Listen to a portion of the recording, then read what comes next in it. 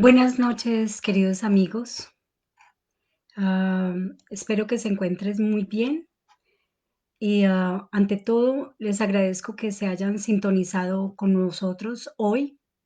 Soy Olga Lucía Medina, psicóloga, psicoanalista, docente de diversas universidades e instituciones médico-sociales. Ejerzo en París como psicoanalista y es la función de la palabra. Eh, am, yo les repito, el título de mi texto hoy será La palabra como condición y manifestación humana.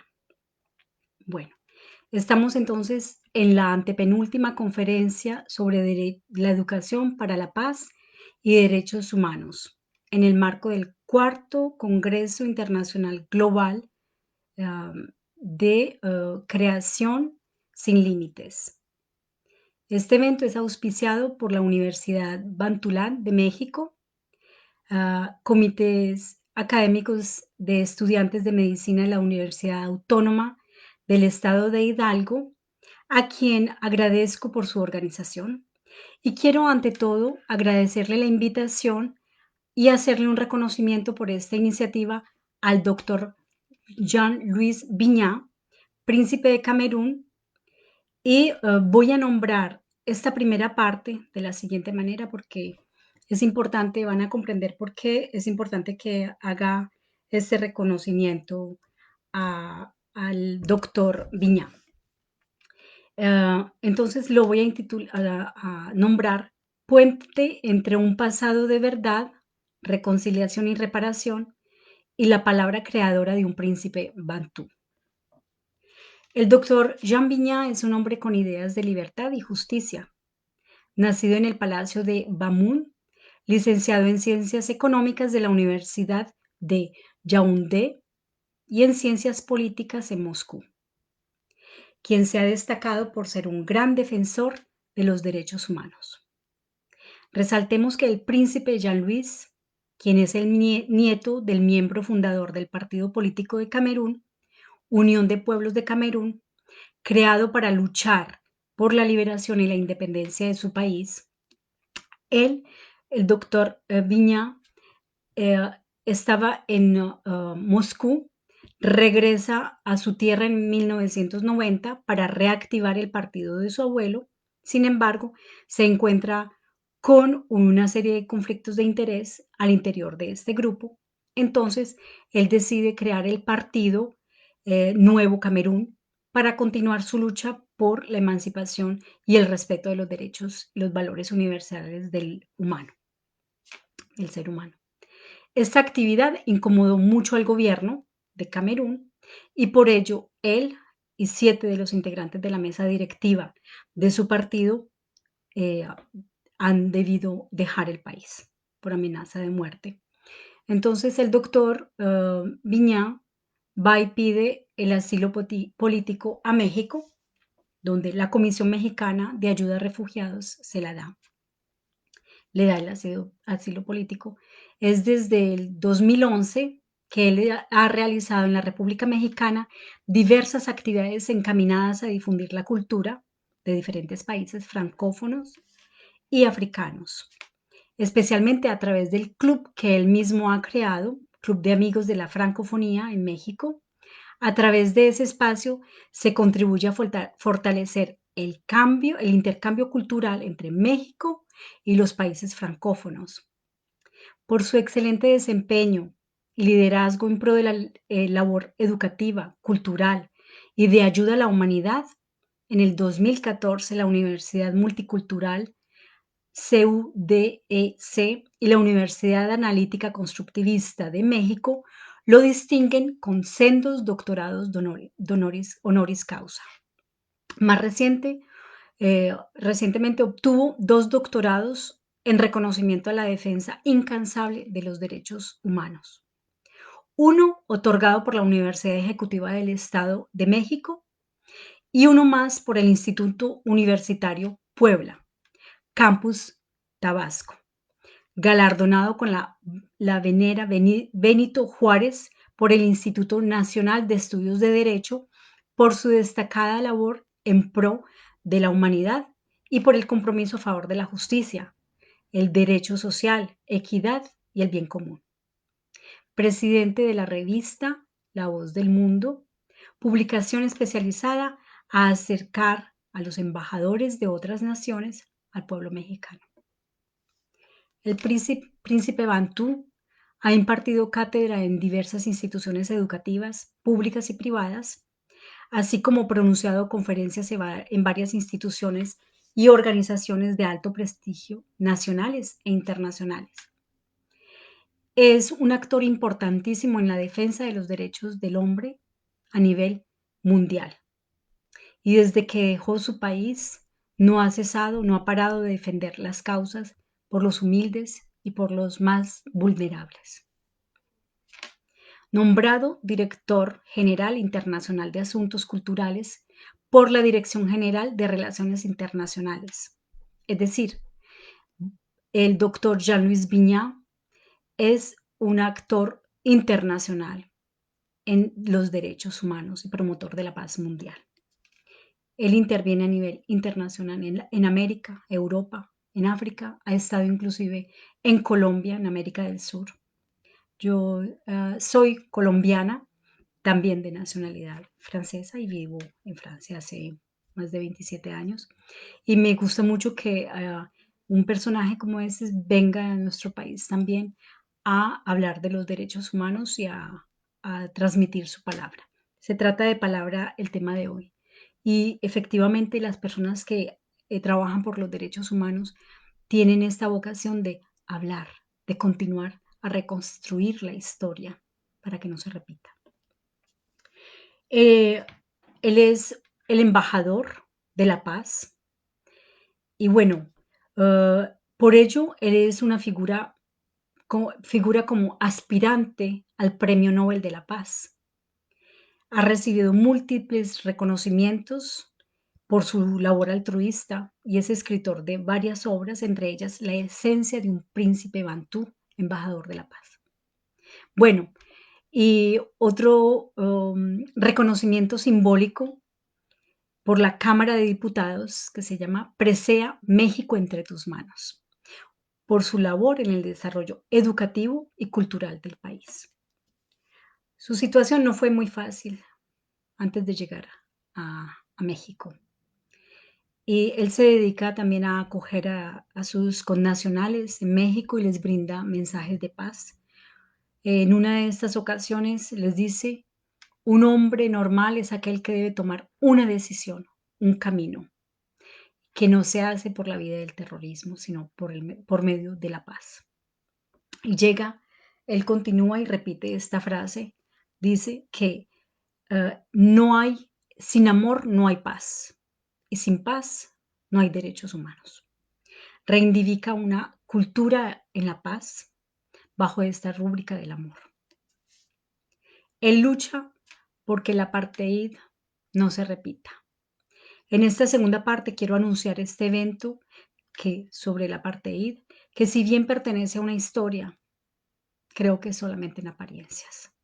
Pues vemos hoy en día cómo los seres humanos están tratados por su color, por su clase social, su estatuto social, sus estudios, la educación, y no vamos muy lejos por su sexo. El feminicidio que está tan en boga, tan propulsado hoy en día, al punto de que feminicidio es una palabra que ya viene a ser jurídica, ya es un término jurídico. Bueno, esto deseaba darle este reconocimiento al príncipe doctor Jean-Louis Vignat, tanto porque le agradezco que me haya invitado como que haya organizado todo este evento y por toda la labor que ha realizado hasta el día de hoy.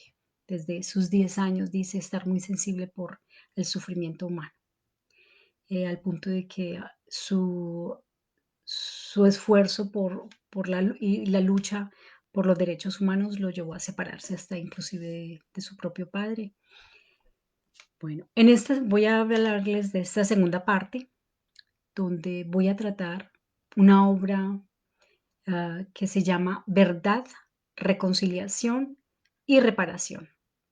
bajo la dirección de Bárbara Kazan, Olivier Cailla y Philippe Joseph Salazar. Estos autores se han preguntado cómo es que en África del Sur se pasa de una apartheid abolida en 1993 a la reconciliación nacional de la guerra civil, a la paz civil. La respuesta se encuentra en la importancia del rol que ha jugado la Comisión de Verdad y Reconciliación, instaurada en 1995, cuyo rol ha sido de hacer puente entre el pasado de una sociedad profundamente dividida y el futuro, fundado sobre el reconocimiento de los derechos del hombre y la democracia. Bueno, vamos a introducir este punto del apartheid. El apartheid quiere decir en francés apart, aparte, que significa separación. En afrikaans, el idioma de los afrikaners. Algunos autores afirman que este término ya había sido utilizado por primera vez en 1917 por Hans Smuts en uno de sus discursos, mucho antes de convertirse en el primer ministro en 1919. Es una política de desarrollo que desarrolla la separación de las poblaciones, de acuerdo con criterios étnicos, lingüísticos, en áreas geográficas seleccionadas. Esta política fue formalizada con la ayuda de leyes y reglamentos desde 1948. Es importante estar atentos a esta parte de la historia, porque si yo vengo a aclarar, de pronto es elementos que ustedes ya conocen, pero que vamos a refrescar, porque voy a introducir algo muy importante que tiene que ver con esta parte de la comisión. Entonces, esta política fue formalizada con ayuda de leyes y reglamentos y va a clasificar la población en blancos, indios, mestizos y negros. Las ciudades están reservadas para los blancos, las otras comunidades confinadas a los guetos. La apartheid, un término genérico, se divide en dos ramas.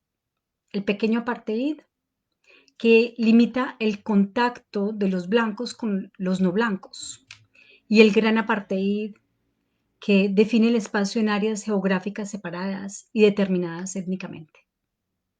El pequeño apartheid se refiere principalmente al transporte público y en general a lugares abiertos en público. El gran apartheid culmina en la agrupación forzada de negros según su origen tribal y su idioma en bantustanes destinados a convertirse en países independientes. Resultado, un gran país rico y próspero, poblado por surafricanos blancos que dan vivienda y la bienvenida a un gran número de trabajadores inmigrantes negros, ciudadanos de los bantustanes, muy pobres, independientes o no, o autónomos. Los últimos producen riquezas de las cuales se benefician los primeros. Bueno, llegamos entonces a Mandela, es el punto donde quería llegar. La vida de Mandela es una novela y se repite por todas partes. Esto es como una novela. Y una vez más la realidad supera la ficción. Al entrar en la edad adulta, el hombre se involucra en una lucha por la justicia y la igualdad, tal como Jean-Louis Viña, el príncipe. ¿Y por qué lo pongo en paralelo? Porque el título fue, lo titulé, ese lazo, ese puente entre un pasado y este presente. Porque creo que muchas veces tendemos a vanagloriar o hacer alarde o hablar de aquellos defensores de los derechos humanos que ya no están con nosotros. Me parece importante de promover las ideas de los hombres que están con nosotros. Estos dos personajes nunca han cesado la lucha. Lo dice directamente el doctor Jean Vignat desde los 10 años. Desde los 10 años ha comenzado su lucha. Volviendo a Mandela. En 1944, con sus cómplices Walter Sisulu y Olivier Tambo, creó la Liga Infantil del Congreso Nacional Africano, una organización nacida en 1912 para oponerse al apartheid. Sin embargo, se lanza en esta lucha en 1961 y Mandela encabeza la rama militar de la organización. Fue arrestado por la policía en 1962 y sentenciado a cadena perpetua en 1964. Pasó 27 años de su vida en la cárcel, hasta que llega Frédéric de Klerk, quien se oponía a que la minoría blanca dirigiera el país indefinidamente oprimiendo a los negros, que eran una mayoría también. La minoría blanca a la mayoría negra. 6 meses después de que toma la presidencia, le otorga la liberación a Mandela el 11 de febrero de 1990. Esta fecha es también simbólica en lo que concierne a nuestro amigo, quien está en la lista de los candidatos del Premio Nobel de la Paz. 1990 fue la fecha en la que regresa Jean-Louis Vignan a su tierra y crea su partido, su grupo.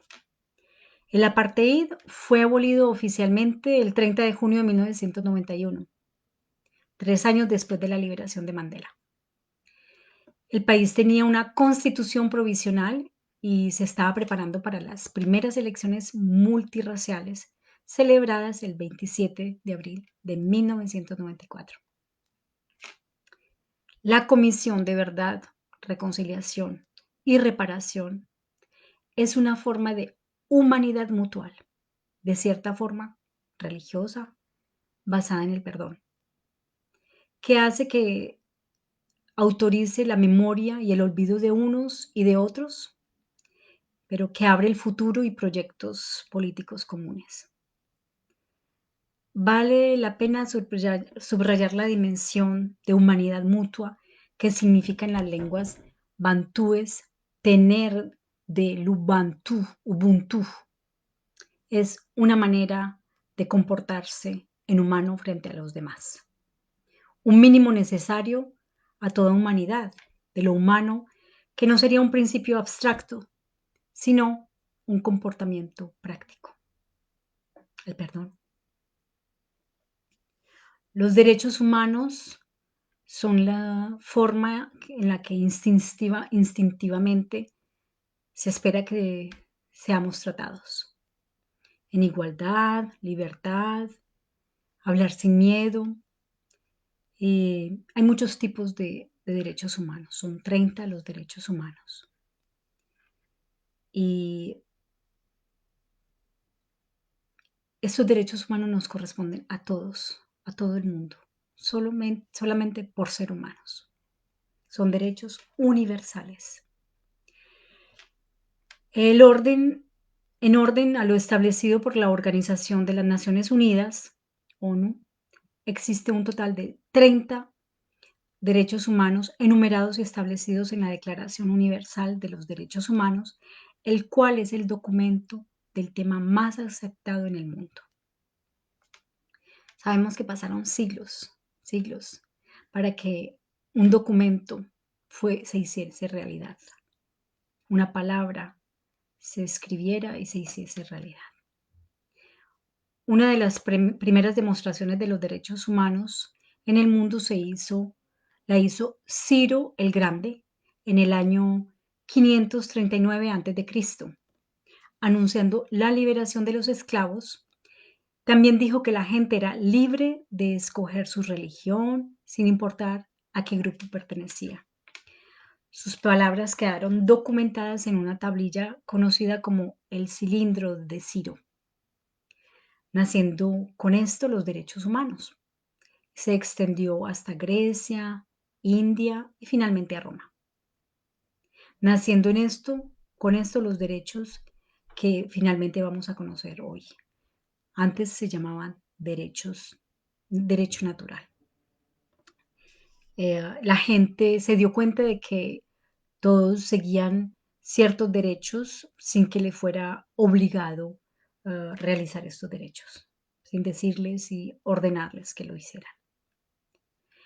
Ah, pero con todo esto, los derechos eran pisoteados por aquellos que poseían el poder, los reinados.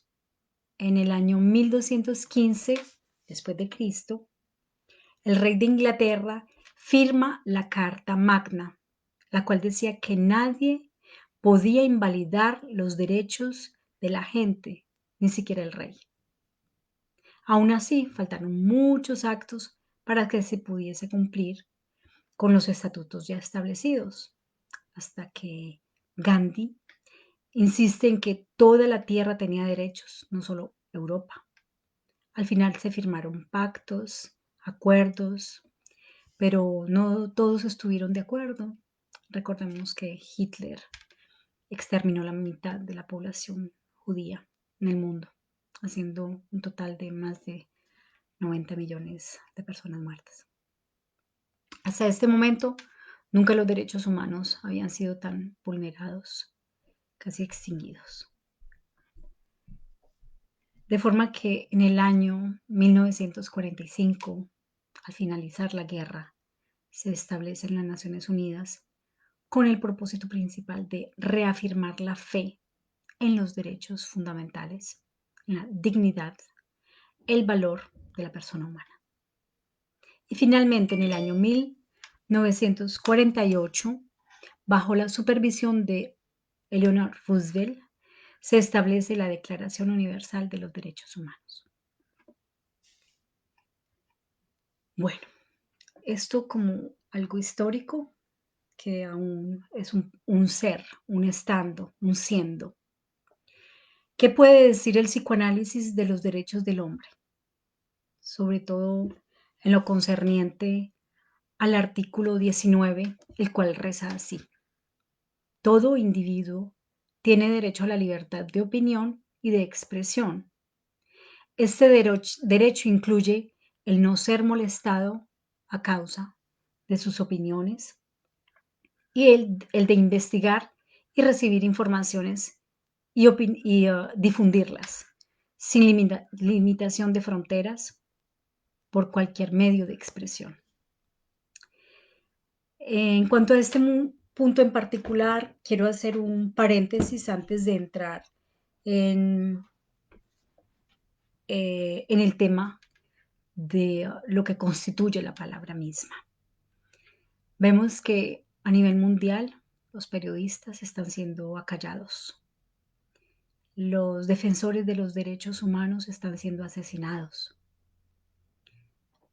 Recientemente, en junio, hubo un reporte en Colombia de cuántos asesinatos hubo este año, nada más en el último trimestre, en el trimestre, en lo que va de abril a junio, 37 defensores de los derechos humanos. Líderes sociales han sido asesinados. Hay 32 clasificaciones para determinar si es un líder social, si es un líder que lucha por los derechos humanos o no. Hay 49 que están en curso de ser clasificados. Cada año va aumentando el número de cifras de asesinatos en Colombia de defensores de los derechos humanos. Se mezcla política, narco, criminalidad y ahí quedan impunes. Entonces, hay mucho cuestionamiento alrededor de este punto.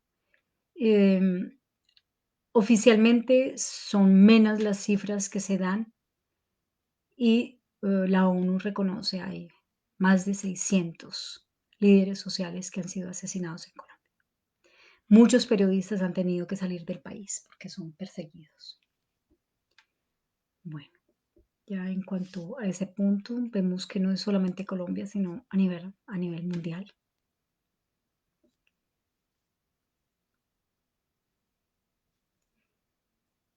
Voy a regresar, vuelvo al texto de la Comisión de Verdad y Reconciliación. Es un texto en el capítulo de componentes de una palabra eficaz. Voy a decir en inglés, How to Turn Human Wrong into Human Rights. Cómo convertir eh, el error humano en derechos humanos.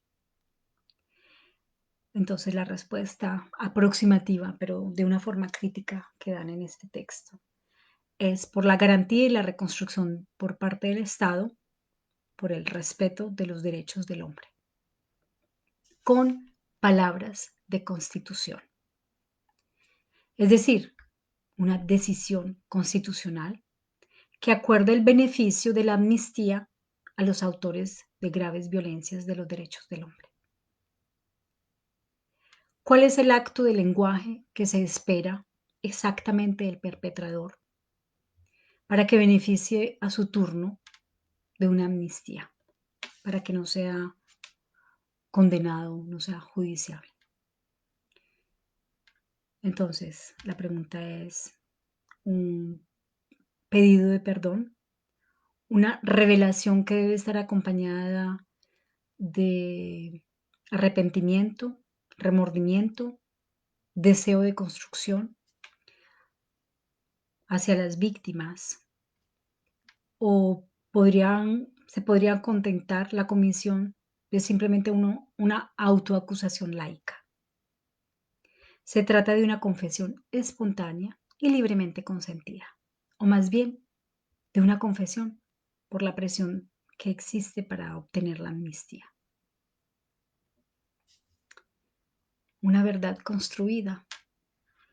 Solamente enuncio la pregunta, ¿es que con palabras podríamos reconstruir un pasado o podríamos reinventar un pasado con palabras?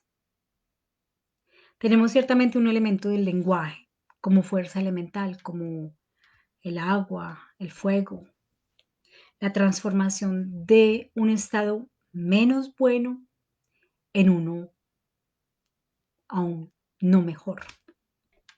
Se efectúa en él y por el discurso, es decir, por medio de la palabra. Lo constitucional pasa por la palabra, por un enunciado. ¿Cómo ejemplificar esto con una realidad?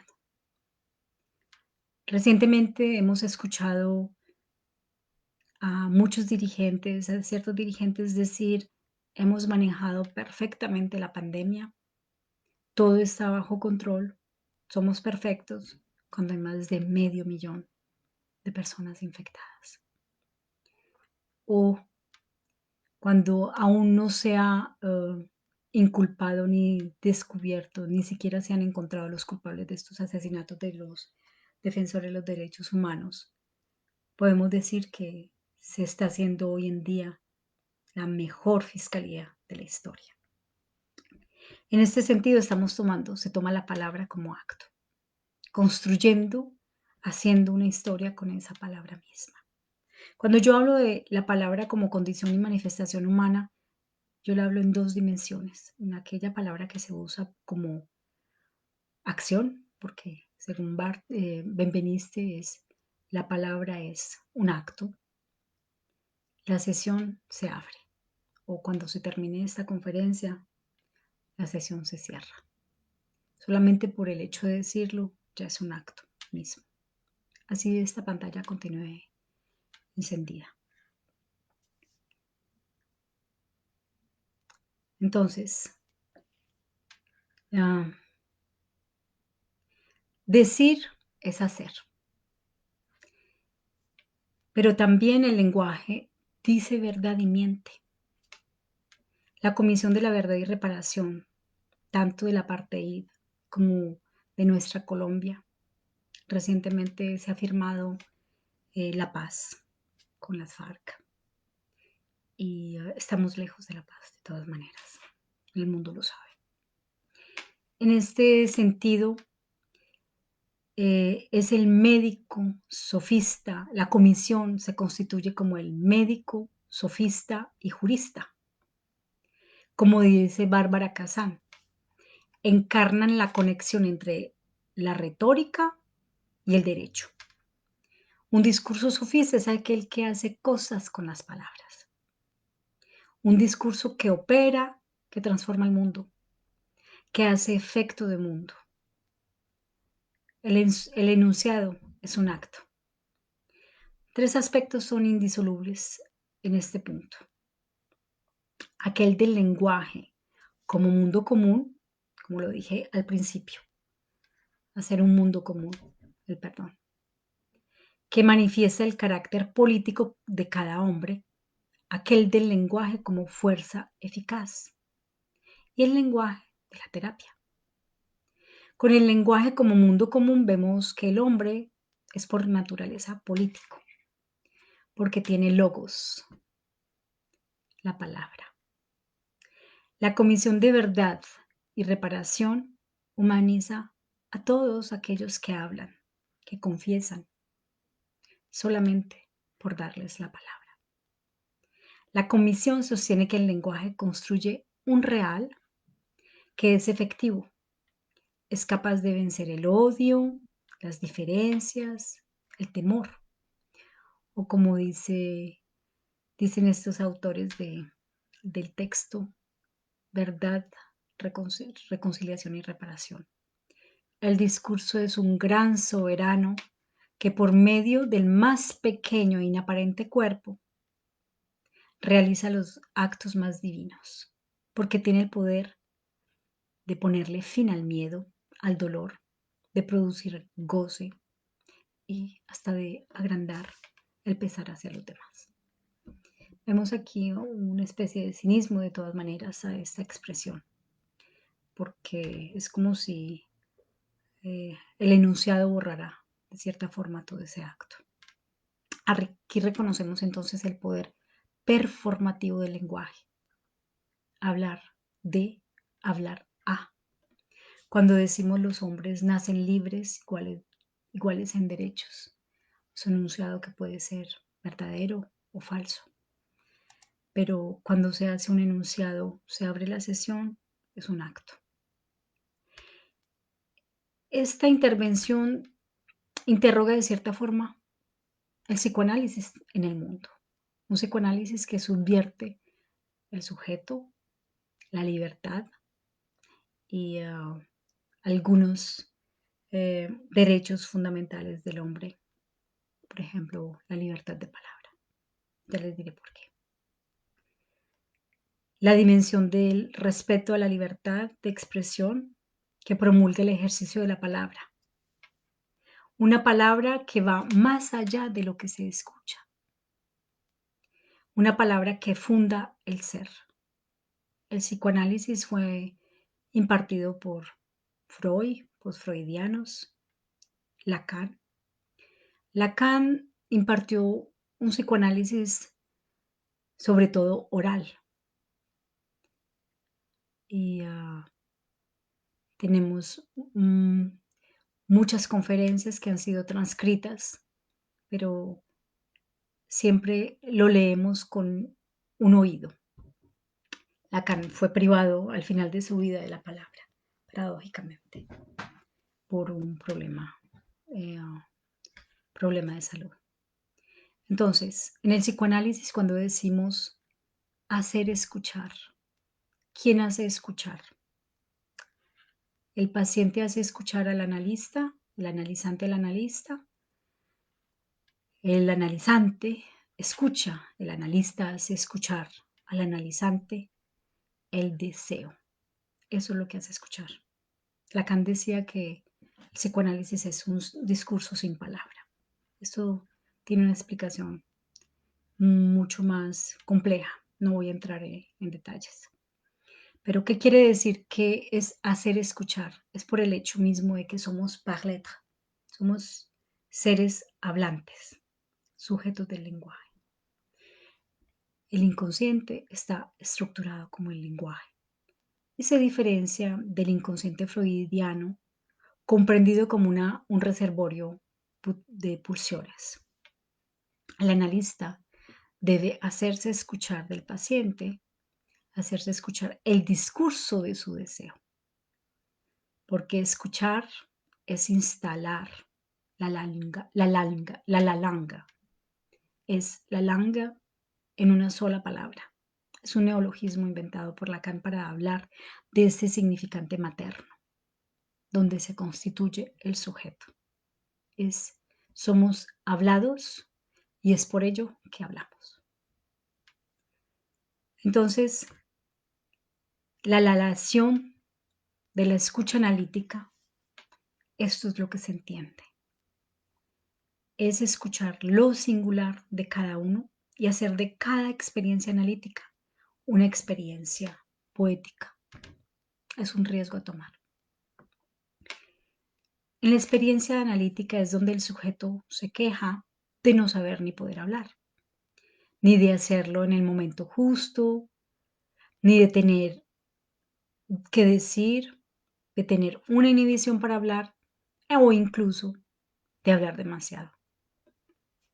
El análisis confronta al sujeto a los efectos de la palabra, tanto la palabra proferida para sí mismo y para los otros, como la palabra escuchada por el otro.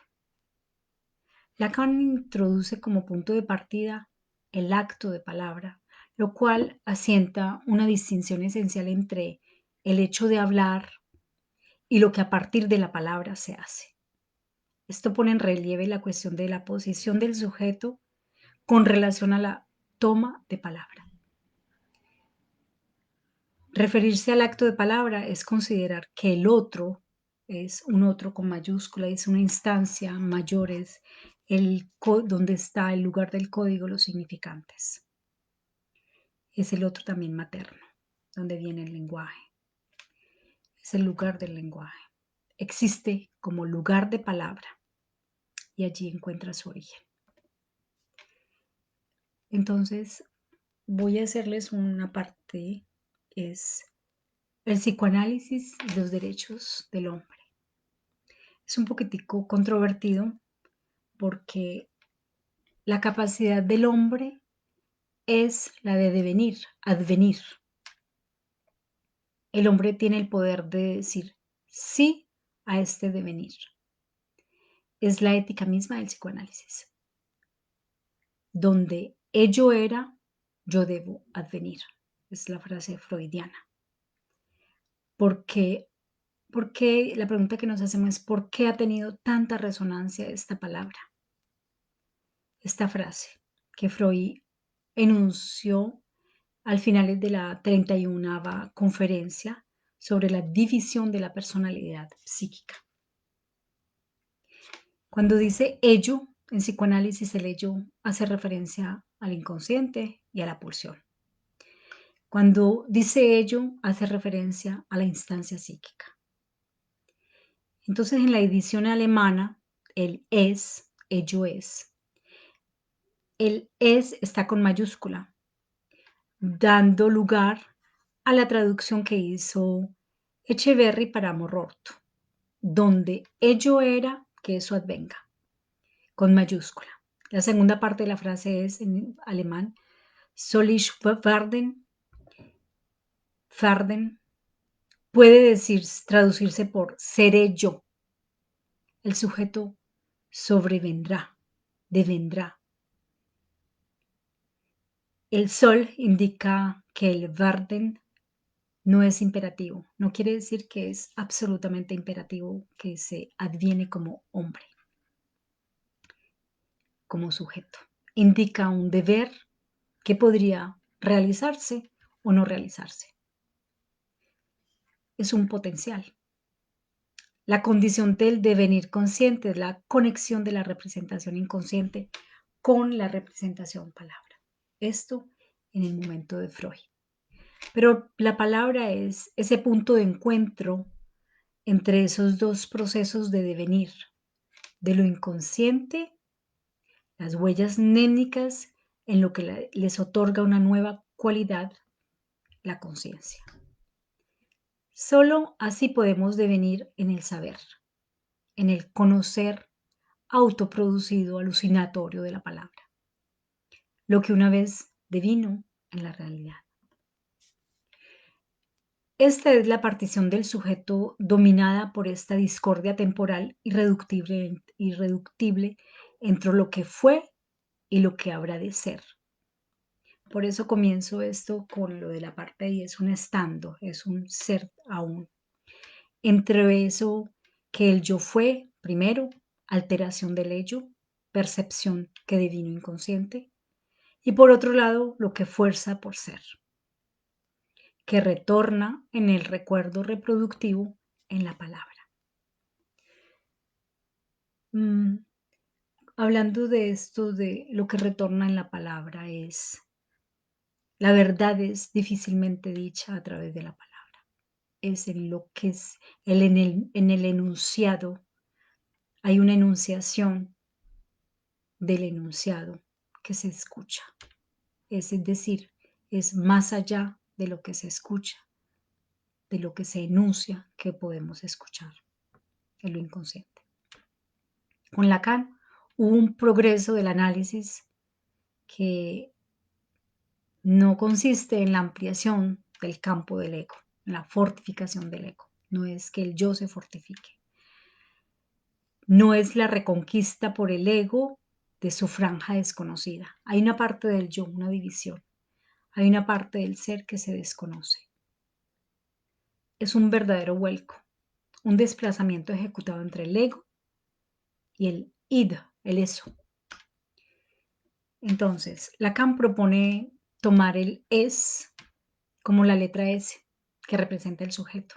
Es decir, lo que va a advenir, lo que puede advenir con la palabra analítica, es el sujeto. Un sujeto dividido que no sabe de su propio síntoma, que no sabe de lo que le ha constituido. Es a partir de la palabra, pero también de una palabra que se escucha más allá de lo enunciado. Se conoce, el sujeto se conoce y no se conoce. Hay un desconocimiento de su propio ser. Entonces, ¿tiene la palabra o no tiene la palabra?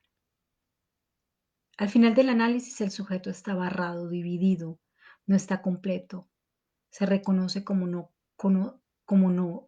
conociéndose, de no poderse mirar. Hay una ilusión del poderse mirar cuando creemos que aquello que era el ello adviene yo, es como si fuese el conocimiento de lo que es el sujeto.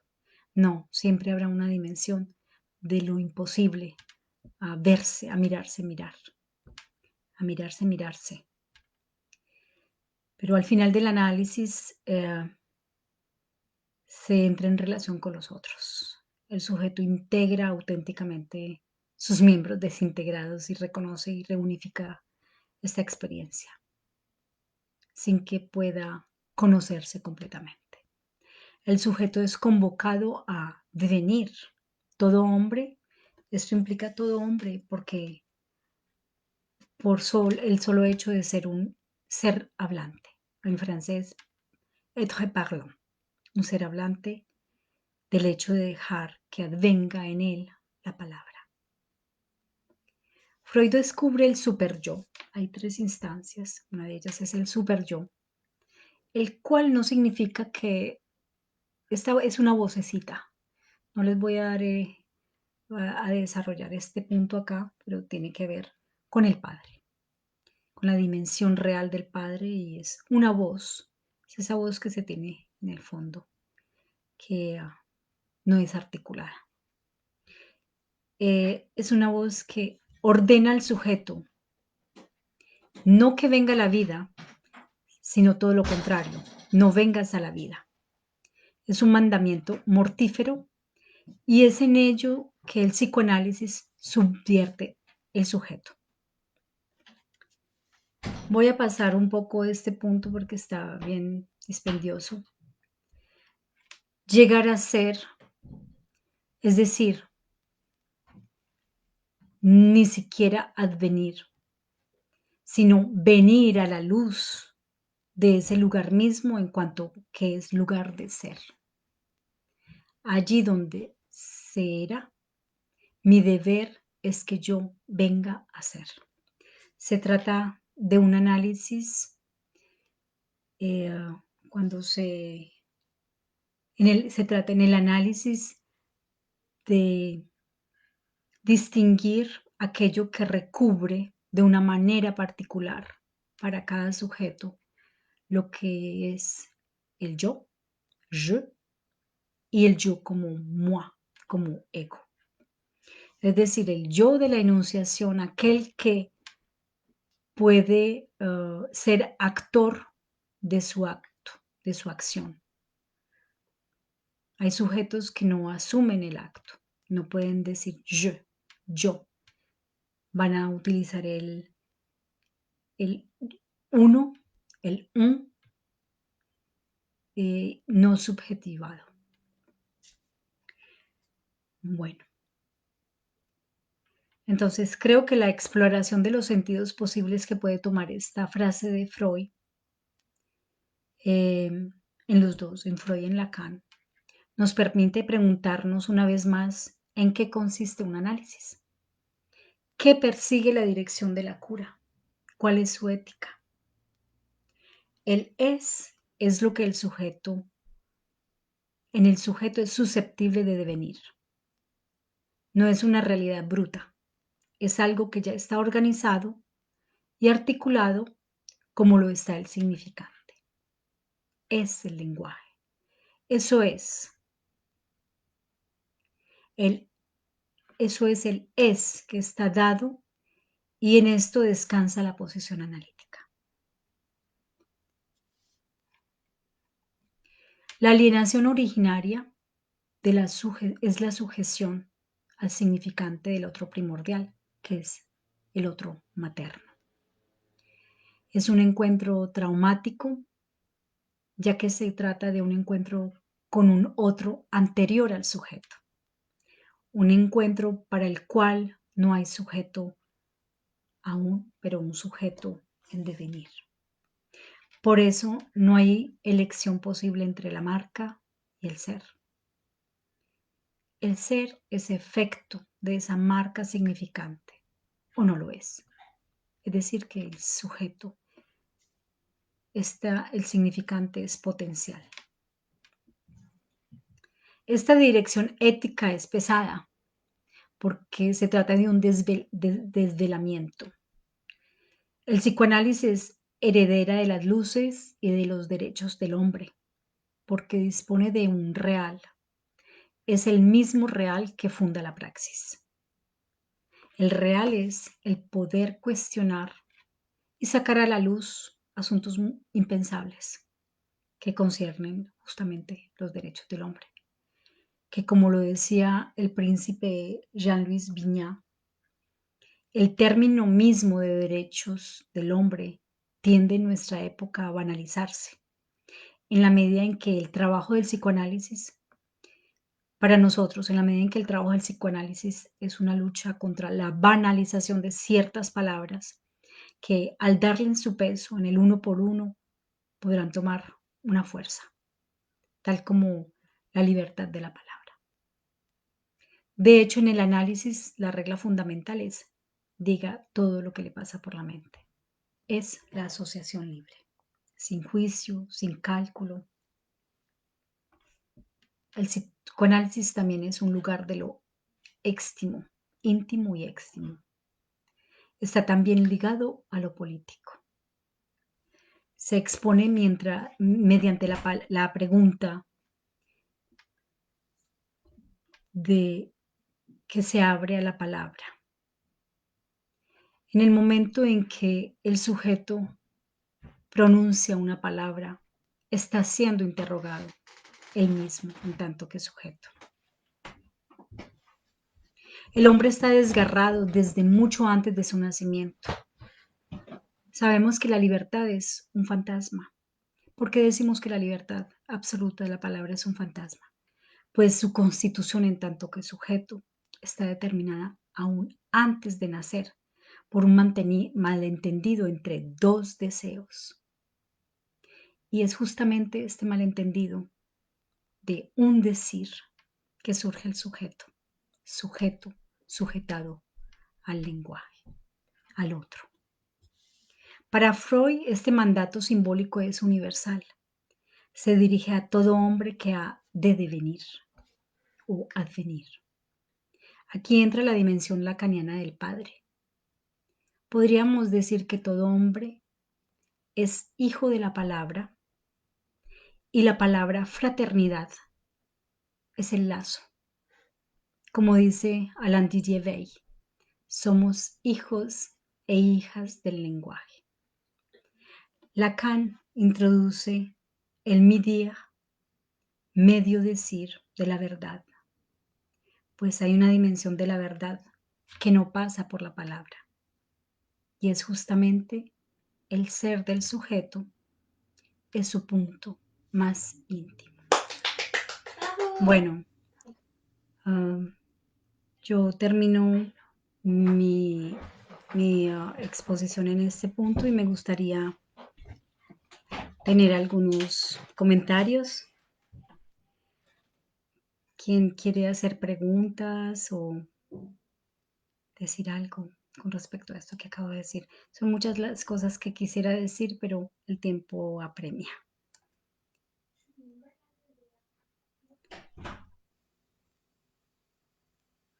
Bueno, muchas gracias. Nadie se pronuncia por el momento. Gracias por escuchar.